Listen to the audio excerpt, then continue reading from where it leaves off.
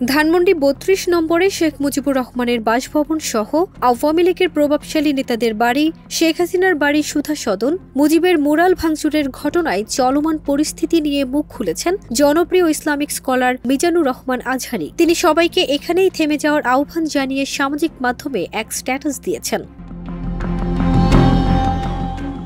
৭ ফেব্রুয়ারি শুক্রবার সকালে সামাজিক যোগাযোগ মাধ্যম ফেসবুকে নিজের ভেরিফাইড পেজে দেয়া এক পোস্টে এই আহ্বান জানান তিনি।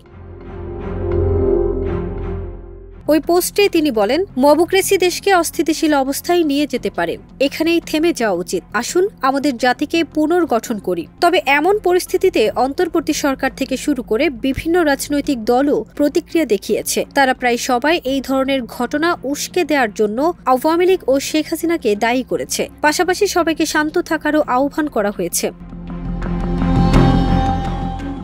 এর আগে শেখ হাসিনা ভাষণ দিলে ৩২ নম্বরে শেখ মুজিবের বাড়ি গুড়িয়ে দেওয়া হবে বলে হুমকি দেওয়া হয় সামাজিক মাধ্যম ফেসবুকের নানা পেজ থেকে। তবে ভাষণের আগেই সেখানে ভাঙচুর শুরু হয় এবং আগুন ধরিয়ে দেওয়া হয়। প্রসঙ্গত, ছাত্র জনতার রক্তক্ষয়ী গণ অভ্যুত্থানের ৬ মাস পর ফের সক্রিয় রাজনীতিতে ফেরার মরিয়া চেষ্টা করছে পতিত আওয়ামী লীগ সরকার। সেই লক্ষ্যে বুধবার ছাত্র সমাজের উদ্দেশ্যে ভাষণ দেন শেখ হাসিনা। এর পরপরই তীব্র ক্ষোভে ফেটে পড়ে ছাত্র জনতা। ফারজানা নিকিতা, দেশ রূপান্তর।